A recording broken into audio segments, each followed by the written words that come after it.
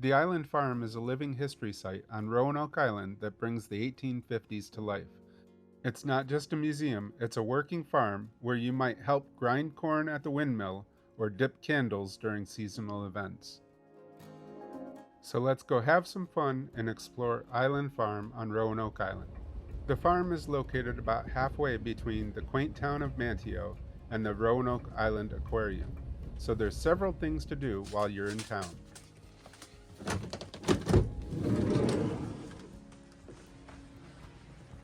Island Farm is pretty hard to miss because they have a giant windmill across the street from it.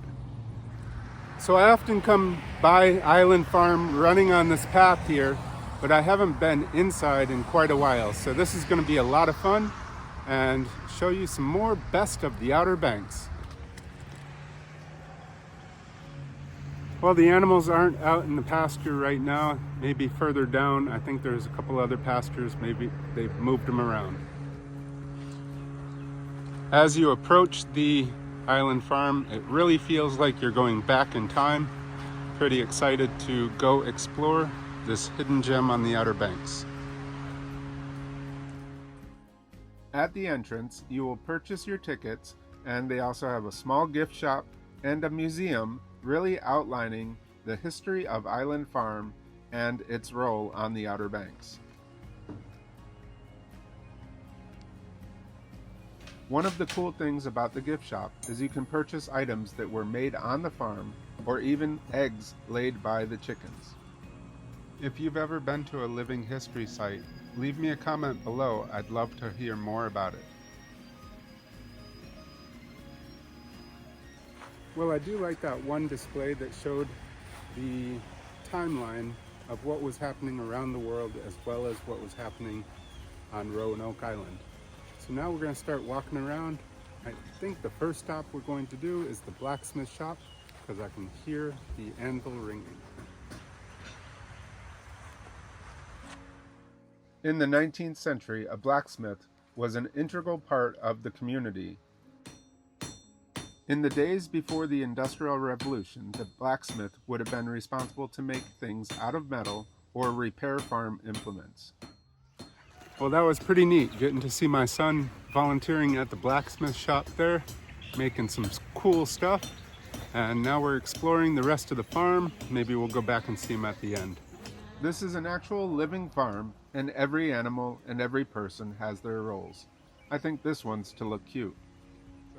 What do you do with most of the food that you grow? So all of our produce we take to our cookhouse. So we'll grow it in here, we'll harvest it. We use all historic methods to cultivate our crops here. Once they're harvested, they'll go to the cookhouse again. We'll show how they're prepared for the family, how they would have been maybe pickled or preserved. And we also take a portion, so anybody that works here or volunteers with us, they can take produce home with them if they'd like. That is awesome. The fact that they are able to get all of this to grow without modern farming techniques is pretty impressive. I can't even keep my basil alive. If you happen to be on the Outer Banks for vacation, check out my Outer Banks playlist. I'll leave it below. So behind me you can see that they are hewing some timbers that are going to go for a boat barn right behind me, and they're doing that all by hand. Around the farm you will find numerous outbuildings that you can go into and explore. Let's go into the shop with all the woodworking tools.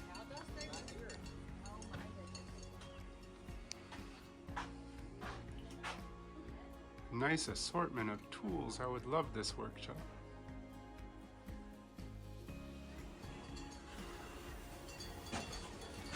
Everything that you need to survive here on the Outer Banks.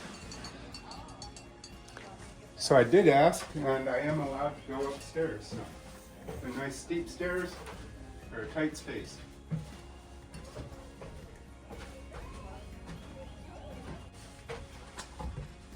A lot of places they don't let you go upstairs, so this is really cool.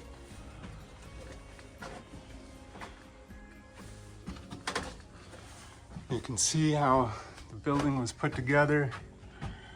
You've got those pegs.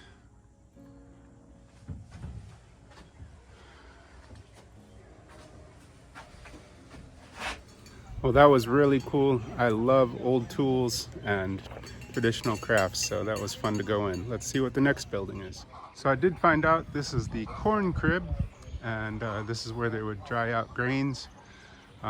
That's why right now they are drying out the garlic in here.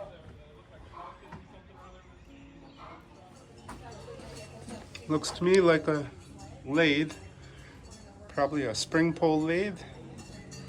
You can see that this piece of wood spins around those two. I'm not a big fan of her face being cut.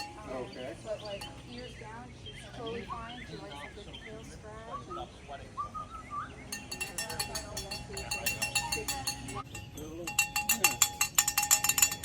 We've got a lot of chickens, so that means a lot of eggs.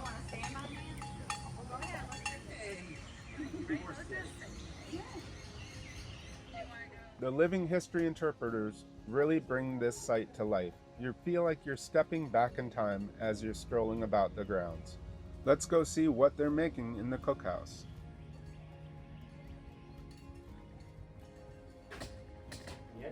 So are you going to be cooking, or? I'm cooking some potatoes, and I'm going to make some potato cakes.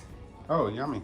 So, What goes in potato cakes? oh, that's not a lot. Potatoes? Flour, potatoes, that's your main ingredient. Flour, an egg or two, some onion. I'm going to throw some garlic in because we don't have onions, are not ready yet. And then I'm going to pat them up and break down this skillet and go to work cooking. That sounds delicious. But I've got to get them boiled. And that came out of the kitchen garden. We don't have sweet potatoes yet.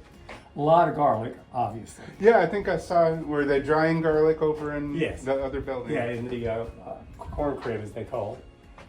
And so we got lots of potatoes. So, you know, y'all want any? Yeah, Yes. myself. That's one thing I like about this museum, is that you actually get to go into the upper levels. A lot of them, they don't let you go up top. So. Well, you can't touch anything in a lot of them. Right.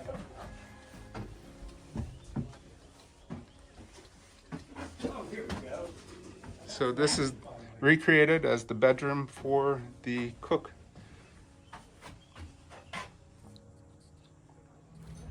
Well, that cookhouse was pretty interesting. Great interpreters. So far, all of the interpreters that I've seen have been great, very full of knowledge and very passionate about what they're talking about. Well, here's the outhouse, and it is a 3-seater, so you can have conversations. Well, we're going to go check out the smokehouse.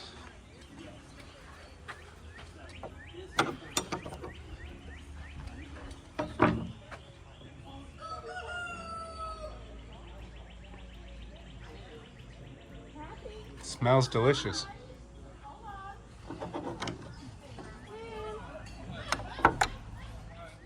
Well, here is all the wood, I'm assuming, for the smokehouse. You need a lot of it to smoke meats. We're going to go into the cabins. These are living quarters for the people that worked on the farm.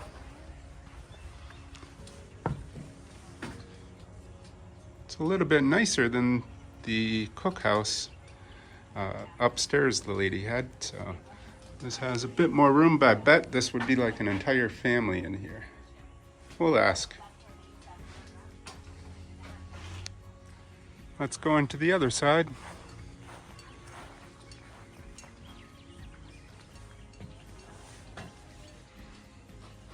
So it looks like they had to repair their own shoes, possibly. Looks like they're putting a new heel on it.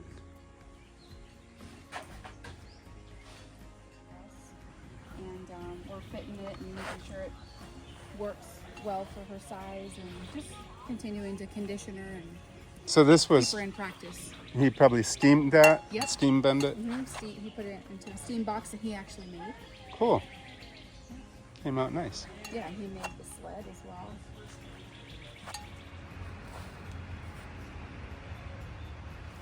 So behind me is what would have been the main house, and we're going to go in and check that out.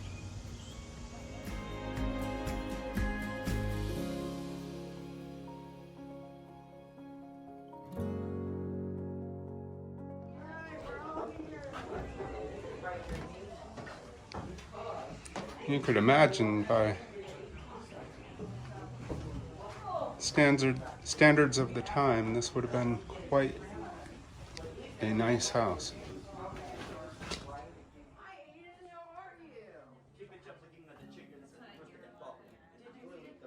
Spring, let's see. Who would live in this house? This is what, this house was built by Adam and Fanny Etheridge. They lived here, they and their descendants were born, lived and died here, and the house was used by, in your process, we opened as a living history museum in 2010. Okay. So,